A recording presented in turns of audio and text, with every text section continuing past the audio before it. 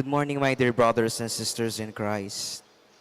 Let us include in our prayers in this Mass the thanksgiving offering of Abelard and Lourdes Silo, Joey, Josie, and Teres Silo, Vicente and Tita Hinko and children, Mrs. Herminia Narciso, Mrs. Helen Bundalian Hinko, Mr. and Mrs. Remy and Zenny Mercado and family, Mr. and Mrs. Ronald Gutierrez and family, for the first birthday of Axe King Raijin, Mr. and Mrs. Danilo Antonio, Duya and Dimalantay and family, Mr. and Mrs. Florentino Mercado and family, Abelardo and Lourdes Silo, Joey, Josie, and Teres Silo, Vicente and Tita Hinko and children, Enriquez family, Lourdes Enrico, Kevin Ryan and family, Mrs. Herminia Narciso, Mrs. Helen Buldayan Hinko, Carly Amari Villanueva, Leanne Macapagal, Efrain Soto and Corazon Soto and family, Ferdy and Didi Ermitaño,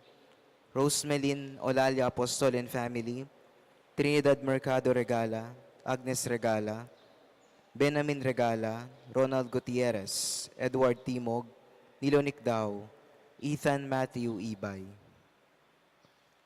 Let us also pray for our donors for the month of April, Ella Gomez, Pasing Samya, Eloisa Peñaranda, Lourdes 03, Winnie Josephson, Grace Mortel, Fe Atanasio, Florian Daniel, Esther Magtoto, Cynthia Leonardo, and Tony Cortez, Danilo and Josefina Sarmiento, Victoria Macapagal.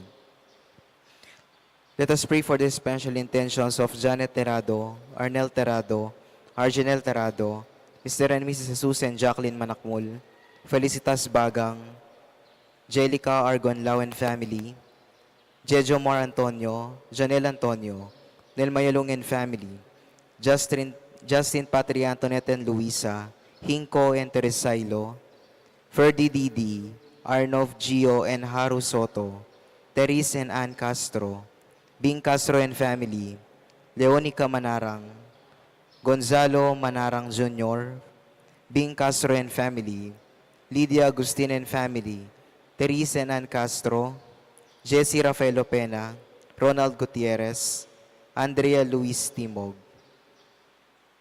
Let us also pray for the quick recovery of Winston Chan, Danilo Batak, Mary Blaise Sampang, Zainalorin Hope Matito, Mariluli at Architect Ted Narciso, Seth Malig, Hermina Bernardo Asuncion, Maria Carmela Reyes, Ernesto De Leon, Rudy Moyargas, Manuel Pineda, Father Edwin Beley, Raymond S. Alfonso, Rico Sabado, Melody Cruz Sohail, Lourdes Banawa, Nora Navarro Torrea, Ino Soriano, Feliciano Malig, Elaine Lourdes Enriquez, Joshua Salm Parbo, Ella Gomez, Pasing Samya,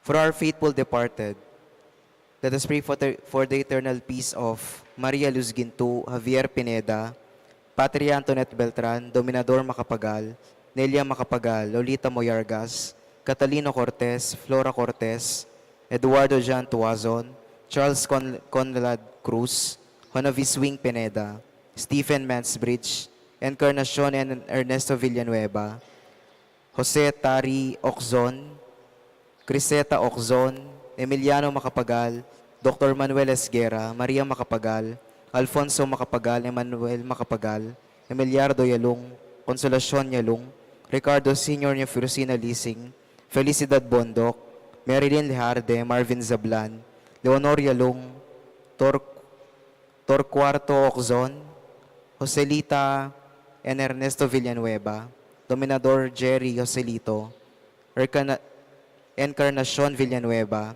Joselita Dominador Jerry, Lourdes Pineda, Delfina Hilarion, Pacifico and Benita Santos, Joselito Acode, Pablo Cochon, Jenny Agustin, Dominador Agustin, Joselita Catlo,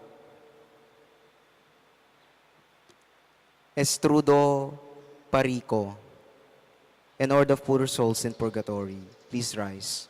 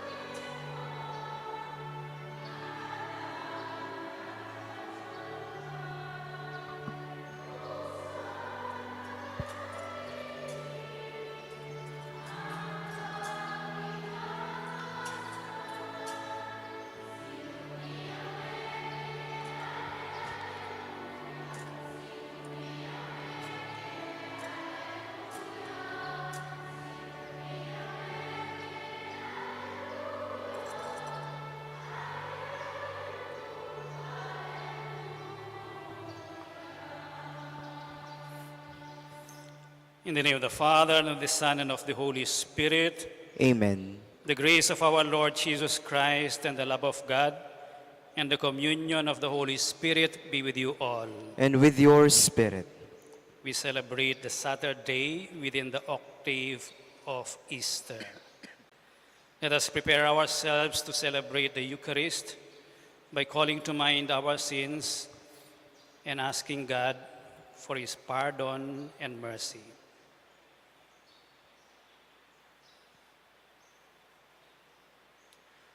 All together let us say, I confess to Almighty God and to you, my brothers and sisters, that I have greatly sinned in my thoughts and in my words, in what I have done and what I have failed to do. Through my fault, through my most grievous fault.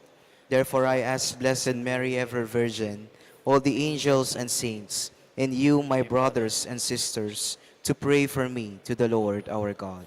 May Almighty God have mercy on us, forgive us our sins, and bring us to everlasting life. Amen.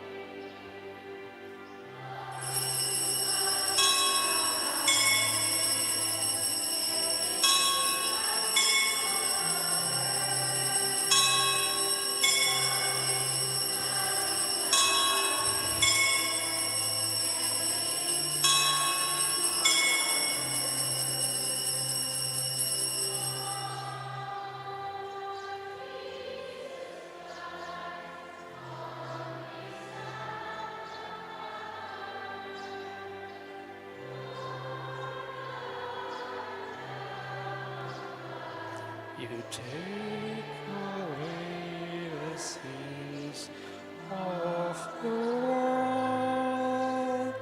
Have mercy on us. Have mercy on us. You are seated at the right hand of the Father. Receive our prayer, receive our prayer. Glory to God in the highest. Peace amongst people on earth. Glory to God in the highest. Peace to God's people on earth.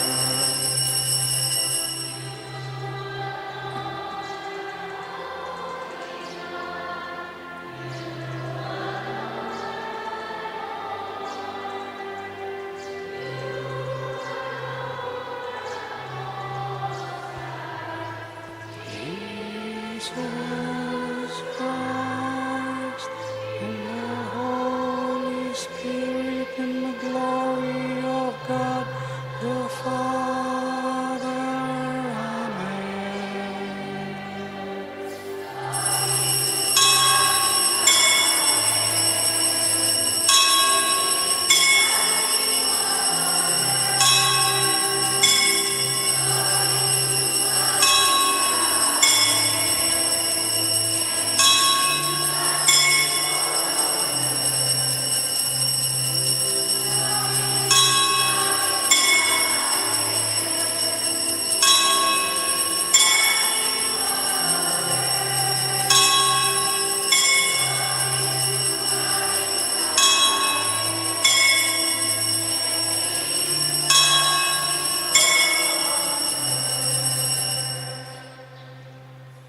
Let us pray.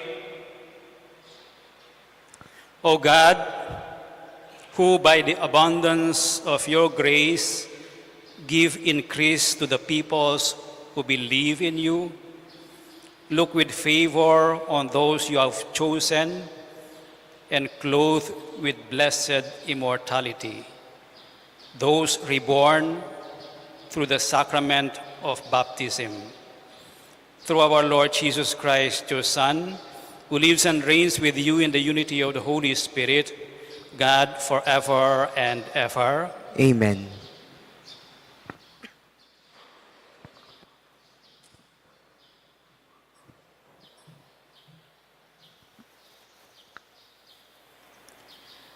A reading from the Acts of the Apostles.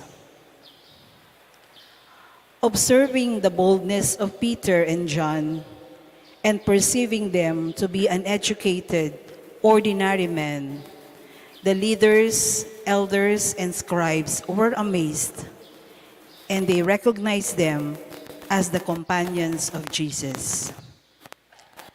Then when they saw the man who had been cured standing there with them, they could say nothing in reply.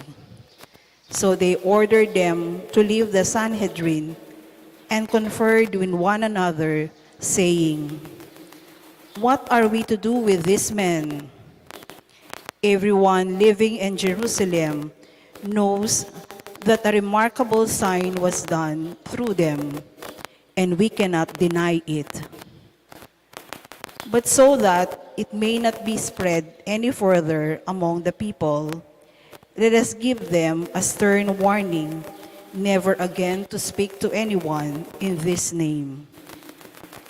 So they called them back and ordered them not to speak or teach at all in the name of Jesus. Peter and John, however, said to them in reply, "Whether it is right in the sight of God for us to obey you rather than God, you be the judges. It is impossible for us not to speak about what we have seen and heard." After threatening them further, they released them, finding no way to punish them on account of the people who were all praising God for what had happened. The word of the Lord. Thanks be to God. I will give thanks to you, for you have answered me. I will give thanks to you, for you have answered me. Give thanks to the Lord, for he is good, for his mercy endures forever. My strength and my courage is the Lord. and he has been my Savior, the joyful shout of victory in the tents of the just. I will give thanks to you, for you have answered me. The right hand of the Lord is exalted. The right hand of the Lord has struck with power. I shall not die but live, and declare the works of the Lord. Though the Lord has indeed chastised me, yet he has not delivered me to death. I will give thanks to you, for you have answered me. Open to me the gates of justice. I will enter them and give thanks to the Lord. This is the gate of the Lord.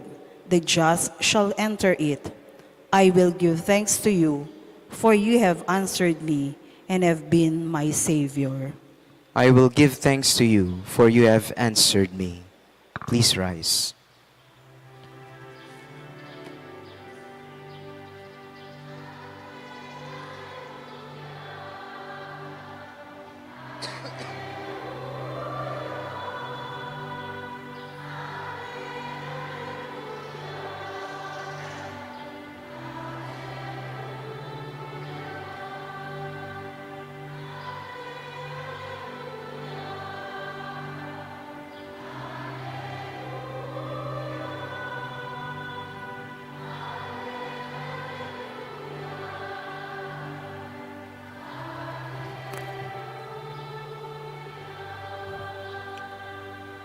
Alleluia, Alleluia. This is the day the Lord has made.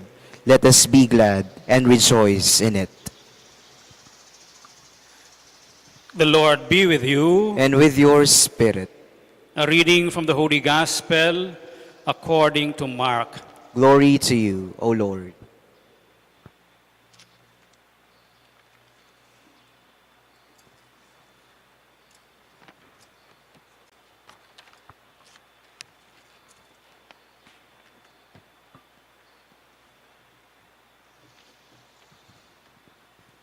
When Jesus had risen early on the first day of the week, he appeared first to Mary Magdalene, out of whom he had driven 7 demons. She went and told his companions, who were mourning and weeping, when they heard that he was alive and had been seen by her. They did not believe.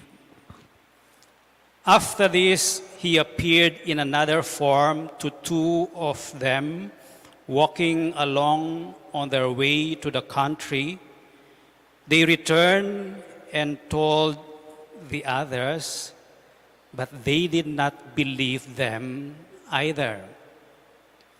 But later, as the 11 were at table, he appeared to them, rebuked them for their unbelief and hardness of heart, because they had not believed those who saw him after he had been raised. He said to them, "Go into the whole world and proclaim the gospel to every creature." The Gospel of the Lord. Praise to you, Lord Jesus Christ.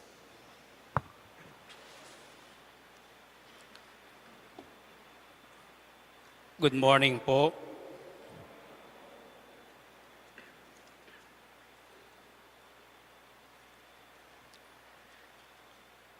Each of the 4 evangelists wrote their Gospels to particular communities. And those particular communities have their own specific situations and needs. And as they wrote the Gospels, they present a picture of the disciples and a picture of Jesus himself. Halimbawa, Matthew was writing to a community that was composed of Jewish Christians, Jews that became Christians and followers of Jesus. John was writing to a more intellectual in 110 AD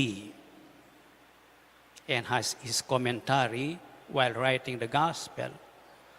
Saint Mark, yung community niya was undergoing trials and persecution.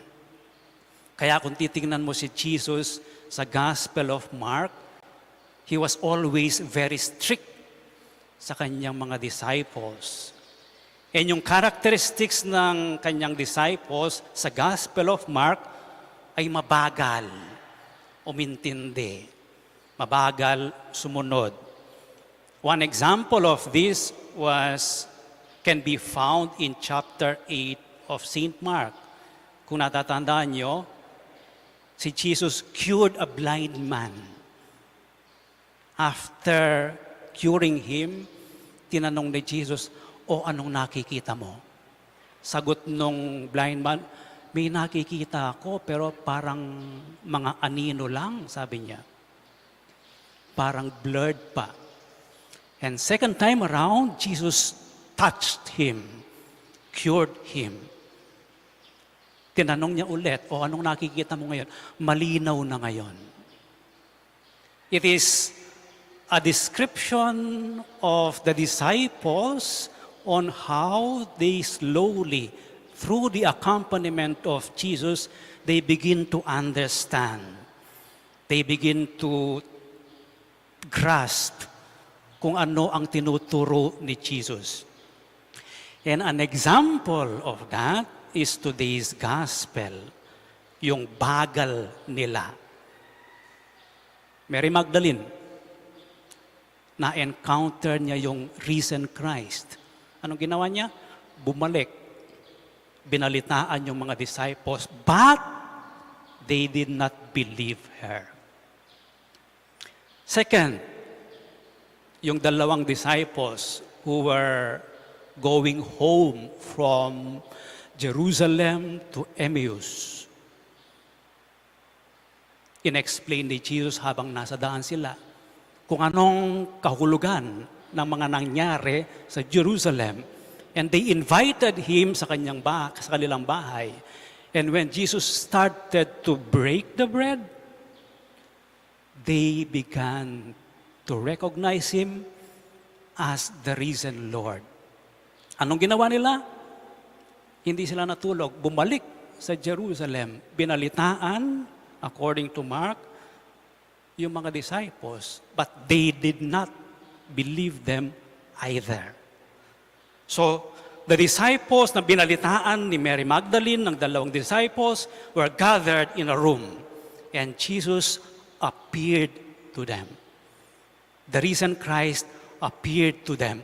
Just like in the whole Gospel of Mark, palaging si Jesus, kapag mabagal ang mga disciples niya, pinagsasabihan niya sila. And here, sabi ni St. Mark, when he appeared, he rebuked them because they did not believe those who saw him after he had been raised. He rebuked them for their unbelief and hardness of heart.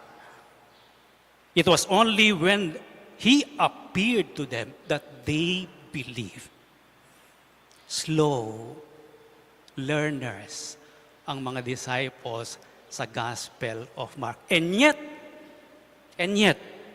kahit ganun sila, Jesus appeared to them and accompanied them in their slowness and disbelief. Wala siyang tigil, Mapasensya siya sa mga disciples niya. And after that, he commissioned them. Go therefore to the whole world, proclaim the gospel. Itong mga disipulo na mabagal umintindi, mabagal makita siya, at maniwalang namuhay na siya muli, He commissioned them. Two things.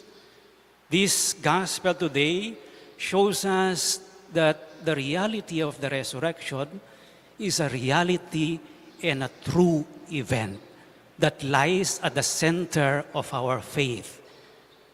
Second, Jesus trusts His disciples even when they are slow in believing. And when He confirmed them, when He commissioned them, yung mga disciples, later on, wala na silang tigil in announcing the good news. Sa Kapampangan, because of their experience, the belief in Jesus, the empowerment they received from the Holy Spirit, sa Kapampangan, emuno asima balungus.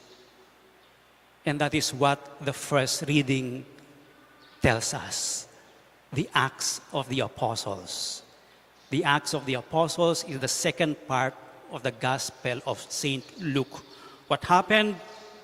What is the story in the first reading? Peter and John were already preaching in the synagogue. Nabalitaan ng mga leaders, ng mga Hudyo, yung mga elders and the scribes. Tinawag sila si Peter and John. Huwag niyong gagawin yan. Alis kayo dito.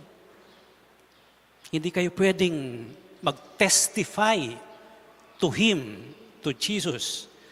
Anong sagot ni Peter sa mga leaders? Sabi niya, what are we to do?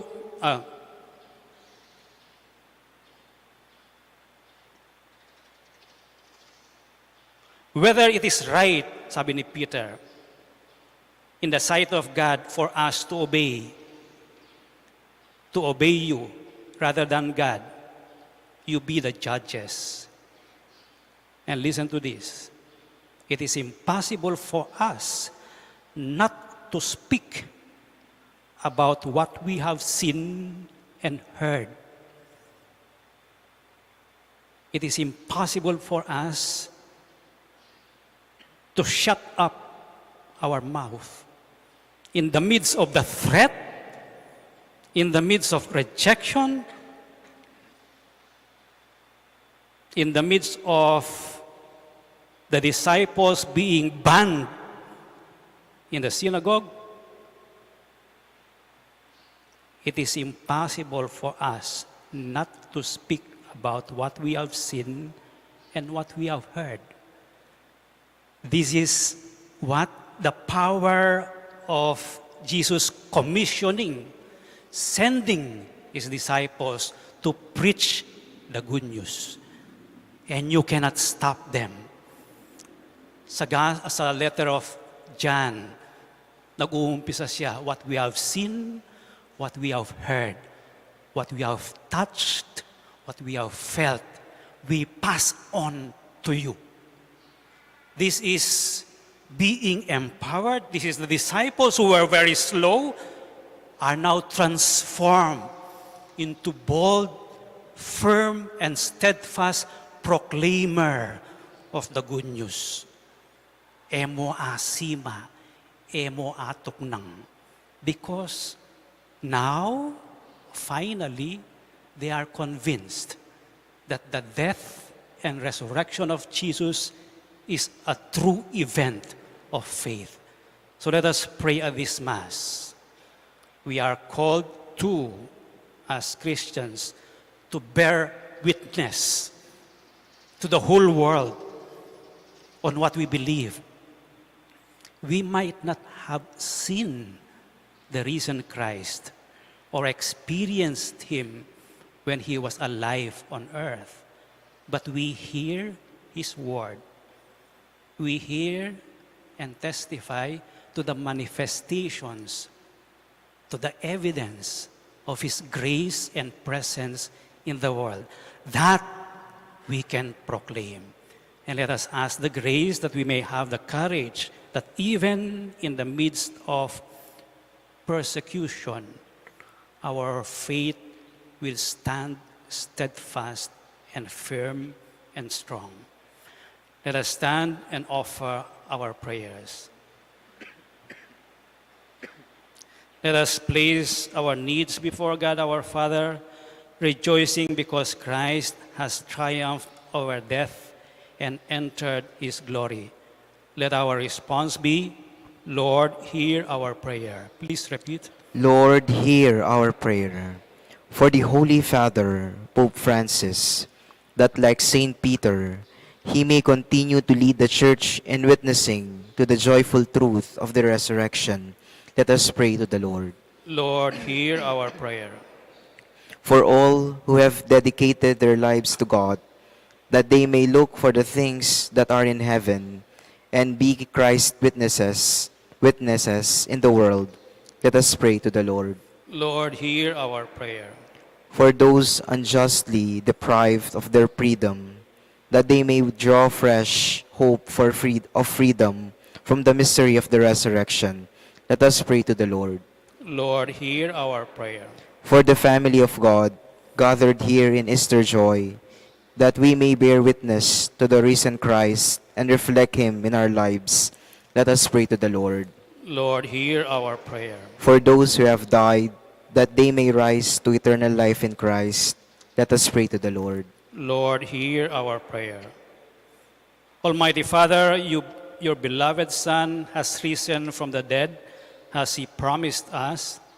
In peace and joy, we present our prayers to you through the same risen Lord who lives and reigns forever and ever. Amen.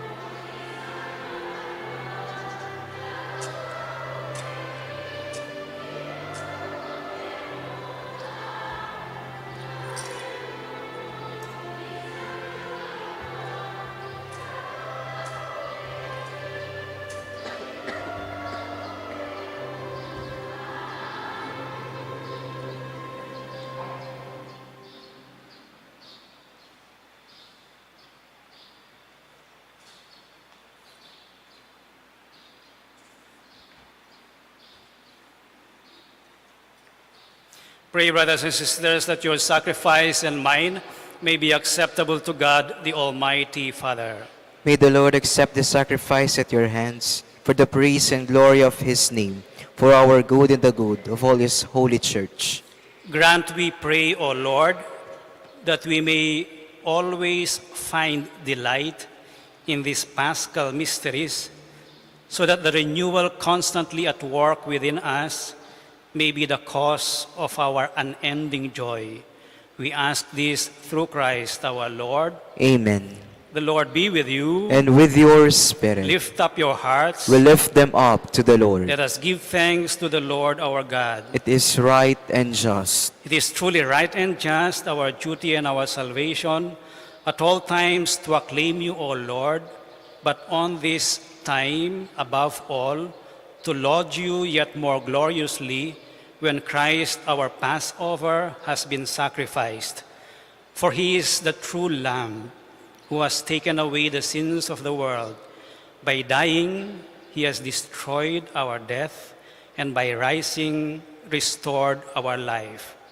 Therefore, overcome with the paschal joy, every land, every people exalts in your praise, and even the heavenly powers with the angelic hosts sing together the unending hymn of your glory as they acclaim.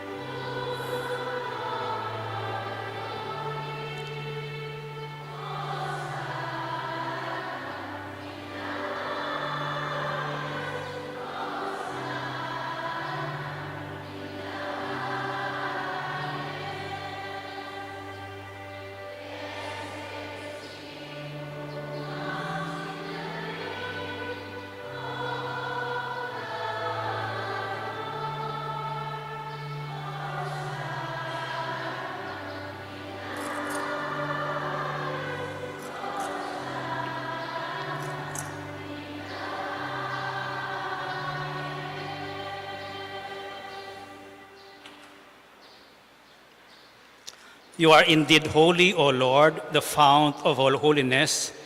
Make holy, therefore, these gifts, we pray, by sending down your Spirit upon them like the dewfall, so that they may become for us the body and blood of our Lord Jesus Christ.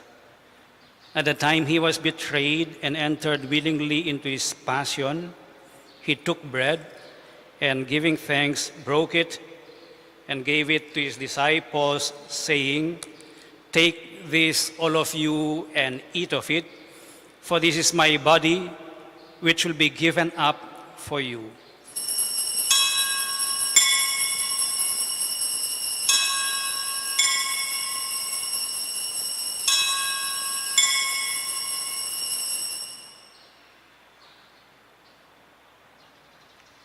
In a similar way, when supper was ended, he took the chalice and, once more giving thanks, he gave it to his disciples, saying, "Take this, all of you, and drink from it, for this is the chalice of my blood, the blood of the new and eternal covenant, which will be poured out for you and for many for the forgiveness of sins. Do this in memory of me."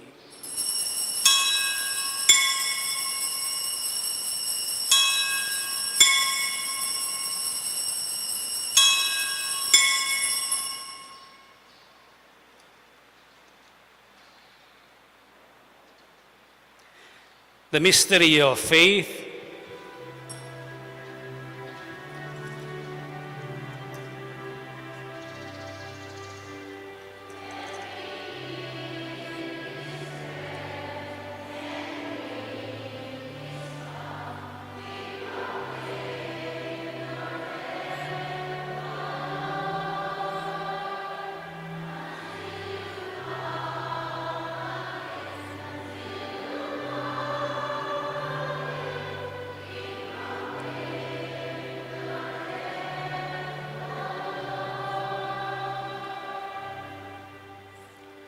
Therefore, as we celebrate the memorial of his death and resurrection, we offer you, Lord, the bread of life and the chalice of salvation, giving thanks that you have held us worthy to be in your presence and minister to you.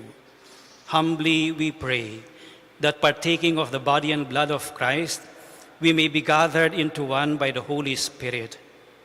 Remember, Lord, your church spread throughout the world, and bring her to the fullness of charity, together with Francis, our Pope, and Florentino, our Bishop, and all the clergy. Remember also our brothers and sisters who have fallen asleep in the hope of the resurrection, and all who have died in your mercy. Welcome them into the light of your face. Have mercy on us all, we pray, that with the Blessed Virgin Mary, Mother of God, with Blessed Joseph, her spouse, with the blessed apostles, and all the saints who have pleased you throughout the ages, we may merit to be co-heirs to eternal life, and may praise and glorify you through your Son, Jesus Christ. Through him, and with him, and in him, O God, Almighty Father, in the unity of the Holy Spirit, all glory and honor is yours forever and ever.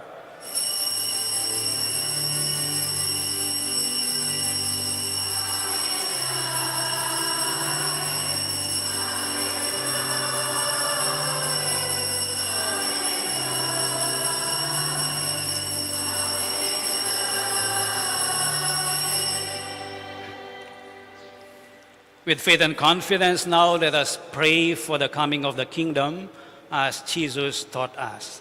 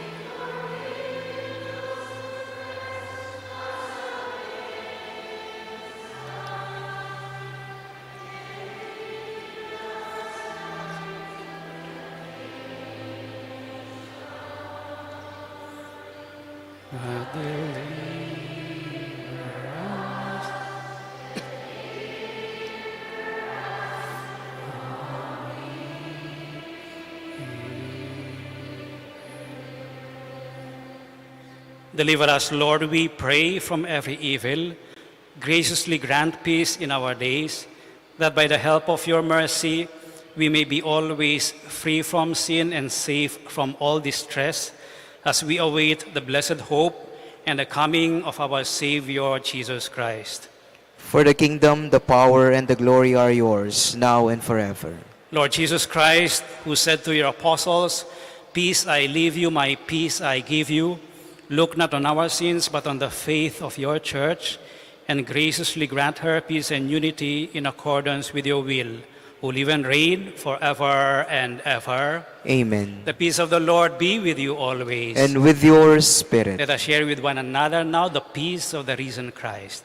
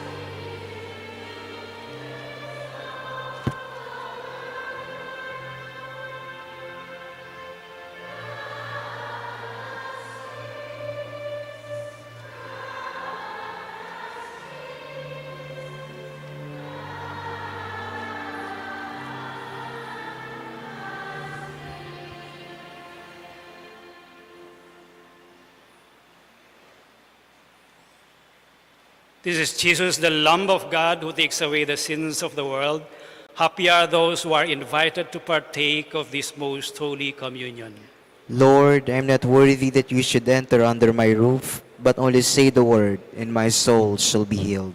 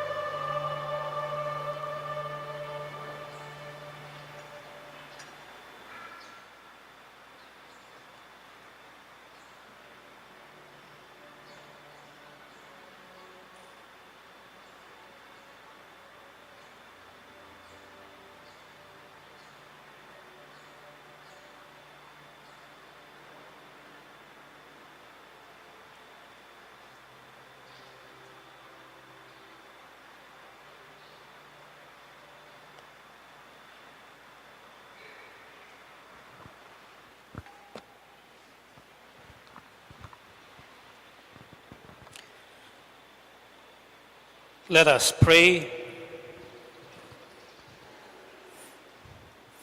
Look with kindness upon your people, O Lord, and grant, we pray, that those you were pleased to renew by eternal mysteries may attain in their flesh the incorruptible glory of the resurrection.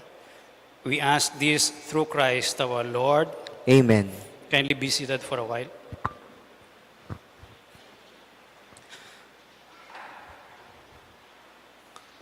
As usual, on the first weekend of the month, I give a report. First off, thank you to the different individuals who gave or donated goods to the shrine for the past month of March. This is not February, this is March. First off, the oil from February 28 to March 31, practically for 1 month. We received 28 containers, out of which we were able to bottle 800 pieces of small bottles with a total of an estimated 22,400 small bottles, which we gave away to pilgrims during the month of February and March. Thank you very much. Another 2 bottles of oil that we will use, food, flowers, and food, and hosts. Thank you very much for those who donated in kind. Our pilgrims for the past month, just to give you an idea, we welcomed around 5,900 pilgrims scheduled, those who had who made an appointment with us. More or less 100 buses, excluding the vans and private cars. And the places that they come from are from Tarlac, Laguna, Manila, etc. Meron pang Nueva Vizcaya. Hindi nalista dito yung taga Mindoro na mga pare na nagpunta rin dito. So this is excluding the walk-in pilgrims from our Archdiocese in San Fernando who come over. Sometimes group sila, sometimes family, sometimes barkada lang sila. Okay. And this is the financial report for the month of March 2024. Take note of the donation boxes. It's because of the pilgrims. We received 393,000.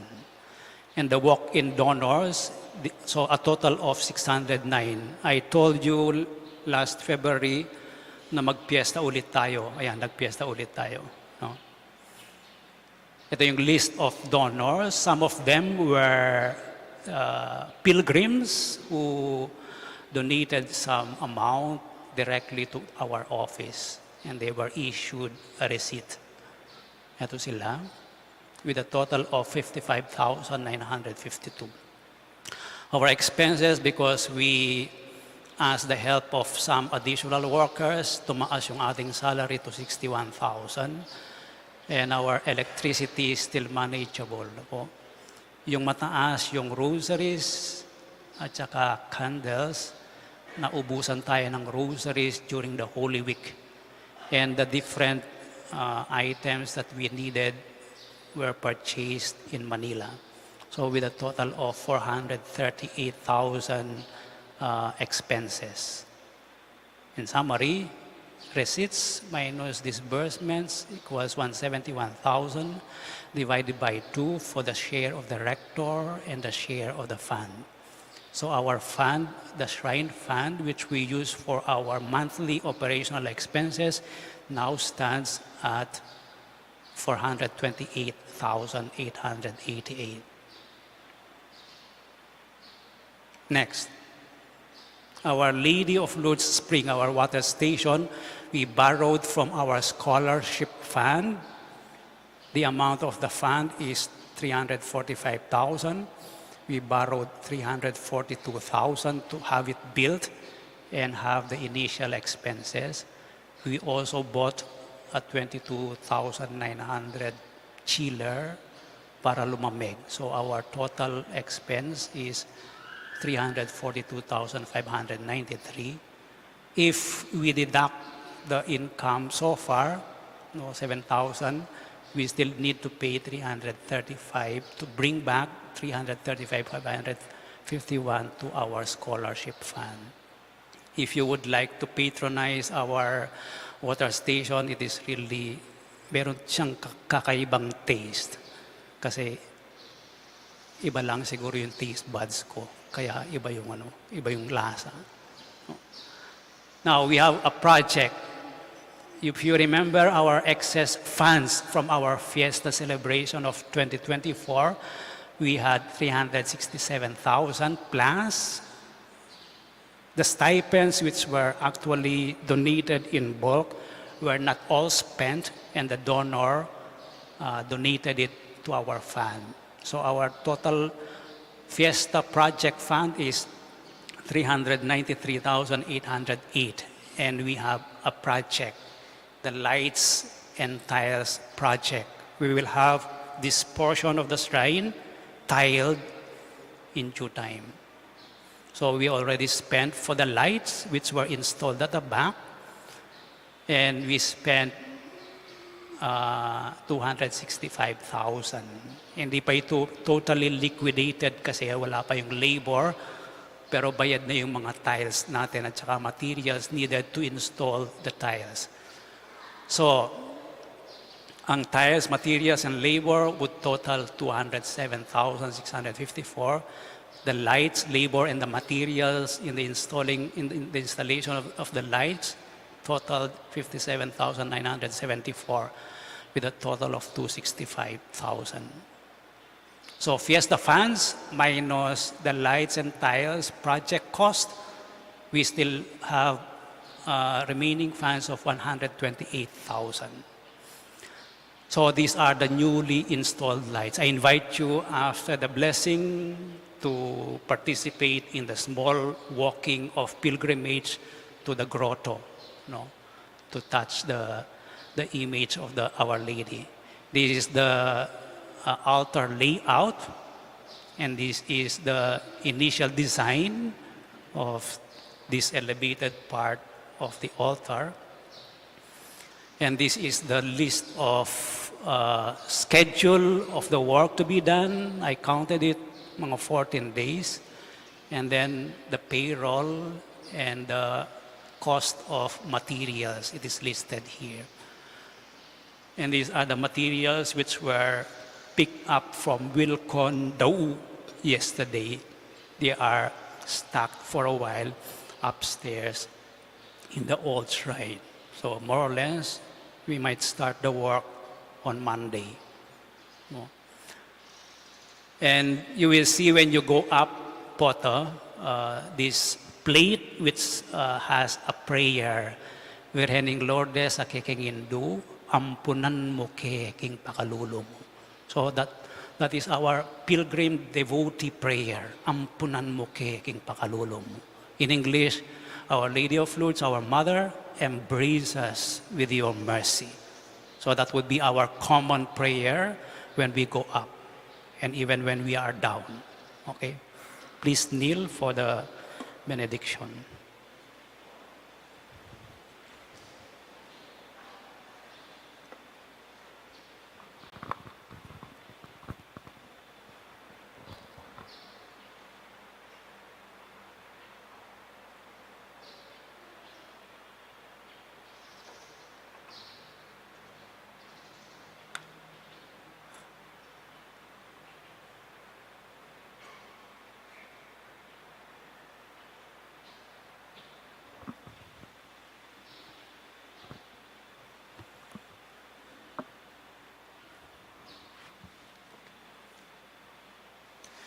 O sacrament most holy, O sacrament divine, All praise and all thanksgiving be every moment thine. our Father who art in heaven, holy be your name. Your kingdom come, your will be done on earth as it is in heaven. Give us this day our daily bread, and forgive us our sins, as we forgive those who sinned against us. Do not bring us to the test, but deliver us from evil. Amen. Hail Mary, full of grace, the Lord is with you. Blessed are you among women, and blessed is the fruit of your womb, Jesus. Holy Mary, Mother of God, pray for us sinners, now and at the hour of our death. Amen. Glory be to the Father, and to the Son, and to the Holy Spirit. as it was in the beginning, is now, and ever shall be, world without end. Amen. O sacrament most holy, O sacrament divine. All praise and all thanksgiving be every moment thine. Our Father, who art in heaven, holy be your name. Your kingdom come, your will be done on earth as it is in heaven. Give us this day our daily bread, and forgive us our sins, as we forgive those who sinned against us. Do not bring us to the test, but deliver us from evil. Amen. Hail Mary, full of grace, the Lord is with you. Blessed are you among women, and blessed is the fruit of your womb, Jesus. Holy Mary, Mother of God, pray for us sinners, now and at the hour of our death. Amen. Glory be to the Father, and to the Son, and to the Holy Spirit. As it was in the beginning, is now, and ever shall be, world without end. Amen. O sacrament most holy, O sacrament divine. All praise and all thanksgiving be every moment thine. Our Father, who art in heaven, holy be your name. Your kingdom come, your will be done on earth as it is in heaven. Give us this day our daily bread, and forgive us our sins, as we forgive those who sinned against us. Do not bring us to the test, but deliver us from evil. Amen. Hail Mary, full of grace, the Lord is with you. Blessed are you among women, and blessed is the fruit of your womb, Jesus. Holy Mary, Mother of God, pray for us sinners, now and at the hour of our death. Amen. Glory be to the Father, and to the Son, and to the Holy Spirit. As it was in the beginning, is now, and ever shall be, world without end. Amen. For a brief moment of silence now, let us express our gratitude to God for giving us His Son, His only begotten Son, to be our Savior. Let us also thank Him for His presence in our lives, in our families, in our work, in our community, and in the world. Let us also express our prayers of petitions and our needs, that through the help of Our Lady of Lourdes, God may grant us the graces we need in our lives. We pray in a special way that peace may reign in the different parts of the world where conflict and wars are happening. Let us also pray for the people of Taiwan who were victims of the recent earthquake in their land.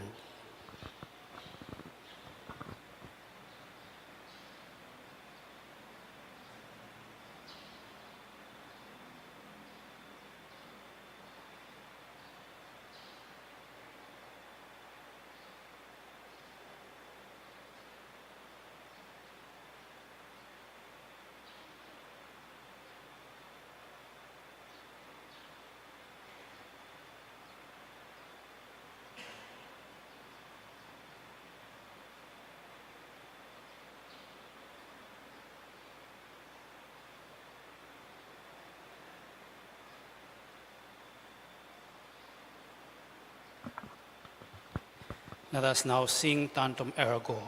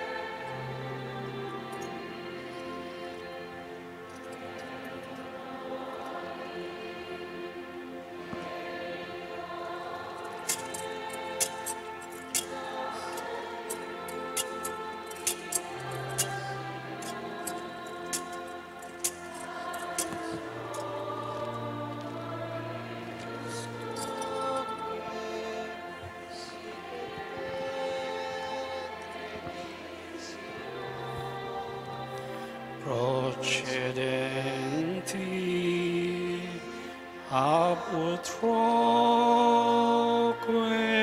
compassit laudatio.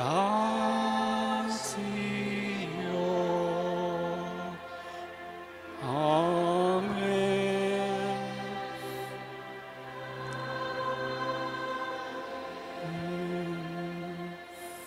You have given them bread from heaven, having all sweetness within it. Let us pray. O God, who in this wonderful sacrament have left us a memorial of your passion, grant us, we pray, so to revere the sacred mysteries of your body and blood, that we may always experience in ourselves the fruits of your redemption, who live and reign with God the Father in the unity of the Holy Spirit, God forever and ever.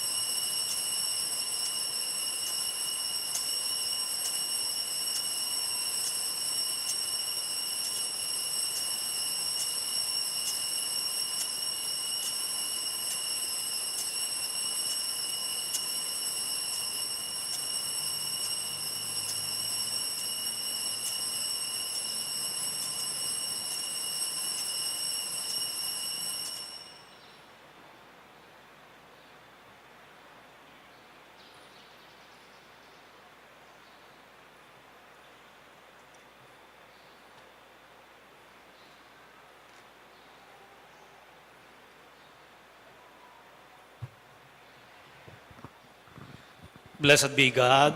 Blessed be God. Blessed be his holy name. Blessed be his holy name. Blessed be Jesus Christ, true God and true man. Blessed be Jesus Christ, true God and true man. Blessed be the name of Jesus. Blessed be the name of Jesus. Blessed be his most sacred heart. Blessed be his most sacred heart. Blessed be his most precious blood. Blessed be his most precious blood.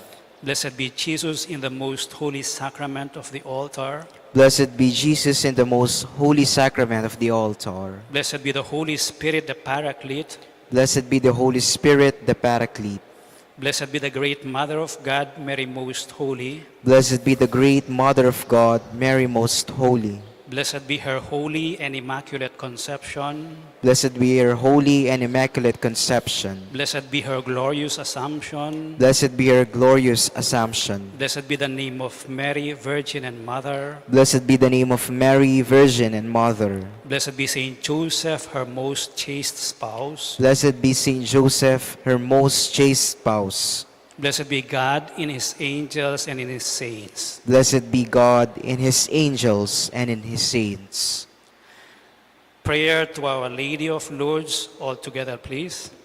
Ever Immaculate Virgin, Mother of Mercy, health of the sick, refuge of sinners, comforter of the afflicted, you know my wants, my troubles, my sufferings.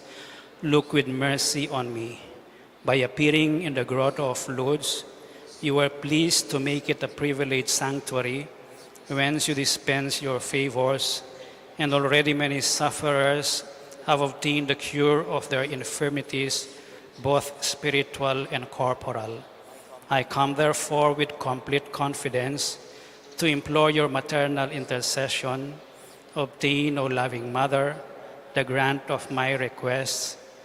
Through that gratitude for your favors, I will endeavor to imitate your virtues, that I may one day share your glory. Amen. Our Father who art in heaven, holy be your name. Your kingdom come, your will be done on earth as it is in heaven. Give us this day our daily bread, and forgive us our sins, as we forgive those who sin against us. Do not bring us to the test, but deliver us from evil. Amen. Hail Mary, full of grace, the Lord is with you. Blessed are you among women, and blessed is the fruit of your womb, Jesus. Holy Mary, Mother of God, pray for us sinners, now and at the hour of our death. Amen. Glory be to the Father, and to the Son, and to the Holy Spirit. As it was in the beginning, is now, and ever shall be, world without end. Amen.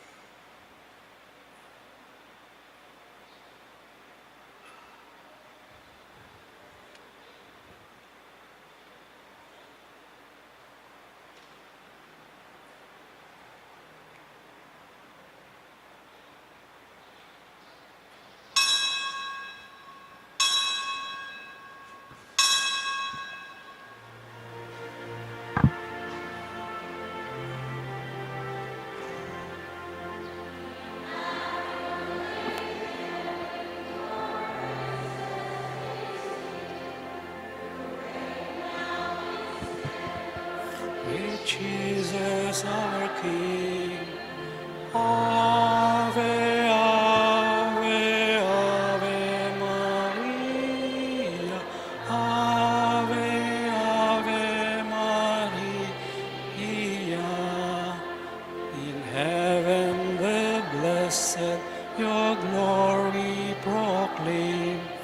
On earth we, your children, invoke your sweet name.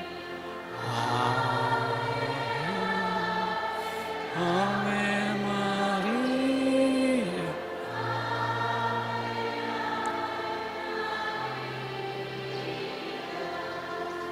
We pray for the Church, our true Mother on earth, and beg you to watch o'er the land of our birth. Ave, Ave.